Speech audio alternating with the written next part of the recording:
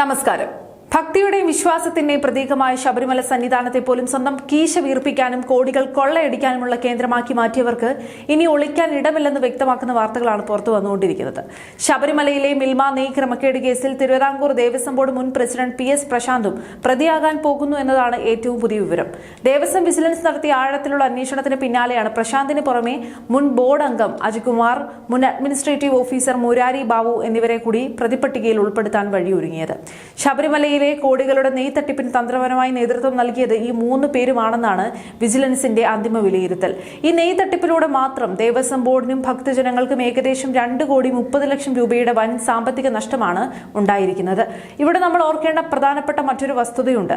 ഇപ്പോഴത്തെ ഈ നെയ് കേസിൽ പ്രതികളാകുന്ന PS പ്രശാന്തും അജികുമാറും മുരാരി ബാബുവും തന്നെയാണ് ശബരിമലയിലെ പ്രശസ്തമായ സ്വർണ്ണക്കൊള്ള കേസിലും പ്രധാന പ്രതികൾ എന്നതാണ് ഏറ്റവും പ്രധാനപ്പെട്ട കാര്യം. ശബരിമലയിലെ സ്വർണം കവർന്ന കേസിൽ അന്വേഷണം നേരിടുന്നവർ തന്നെ തൊട്ടു പിന്നാലെ കോടികളുടെ നെയ് തട്ടിപ്പിലും പ്രധാന കണ്ണികളായി മാറുന്നുവെങ്കിൽ മുൻ സർക്കാരിന്റെ കാലത്ത് ദേവസ്വം ബോർഡിന്റെ തലപ്പത്തിരുന്ന് ഇവർ എന്തൊക്കെ തരത്തിലുള്ള കൊള്ളരുതായ്മകളും കട്ടുപിടിപ്പുകളും ഒക്കെയാണ് കാട്ടിക്കൂട്ടിയതെന്ന് മനസ്സിലാക്കാൻ വലിയ ഗവേഷണമൊന്നും ആവശ്യമില്ല.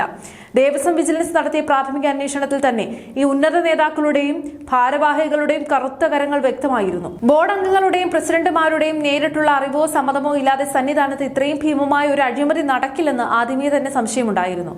തുടർന്നാണ് ക്രൈംബ്രാഞ്ചും ദേവസ്വം സെക്രട്ടറി രാജമാണിക്യവും ഈ വിഷയത്തിൽ ഇടപെടുന്നത്. ദേവസ്വം സെക്രട്ടറി നടത്തിയ പ്രത്യേക അന്വേഷണത്തിൽ ഗുരുതരമായ ക്രമക്കേടുകൾ കണ്ടെത്തുകയും കേസ് പൂർണ്ണമായും ക്രൈംബ്രാഞ്ചിന് കൈമാറുകയുമായിരുന്നു.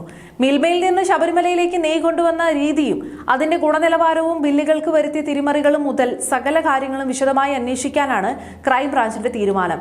ക്ഷീരവികസന വകുപ്പ് നടത്തിയ അന്വേഷണ റിപ്പോർട്ട് പുറത്തു വന്നതോടെയാണ് രാജ്യം കണ്ട ഈ വലിയ ആസൂത്രിത അഴിമതിയുടെ ചുരുളഴിയുന്നത്. 1.5 ലക്ഷത്തിലധികം ലിറ്റർ തികച്ചു നിലവാരമില്ലാത്തതും വ്യാജവുമായ നെയ്യാണ് ശബരിമല സന്നിധാനത്തേക്ക് മിൽമയുടെ പേരിൽ എത്തിച്ചതെന്നാണ് കണ്ടെത്തൽ. അഭിഷേകത്തിനും നെയ് തേങ്ങ നിറയ്ക്കാനും വേണ്ടി ദൂരദേശങ്ങളിൽ നിന്ന് വ്രതമെടുത്തെത്തുന്ന ഭക്തരുടെ വിശ്വാസത്തെയാണ് പണത്തോടുള്ള ആർത്തി മൂലം ഇക്കൂട്ടർ ചവിട്ടിമെതിച്ചത്. മിൽമയുടെ ഗുണനിലവാരം പോലും ഇല്ലാത്ത വ്യാജ നെയ് തള്ളിക്കൊടുത്ത് തങ്ങൾ ലക്ഷങ്ങൾ പോക്കറ്റിലാക്കുകയായിരുന്നു. സന്നിധാനത്തെ സ്വന്തം സാമ്പത്തിക താൽപര്യങ്ങൾക്കായി പണയം വെച്ച ഇക്കൂട്ടർക്ക് നിയമത്തിന് മുന്നിൽ നിന്ന് ഒരു രക്ഷയും ഉണ്ടാകരുത്. ദേവസ്വം ബോർഡിന്റെ തലപ്പത്തിരുന്ന് ശബരിമലയിലെ സ്വർണവും നെയ്യും വരെ കവർച്ച ചെയ്ത രാഷ്ട്രീയ ഒത്തുകളിക്കാരെയും ഉദ്യോഗസ്ഥരെയും നിയമത്തിന് മുന്നിൽ കൊണ്ടുവന്ന് മാതൃകാപരമായി തന്നെ ശിക്ഷിക്കണം.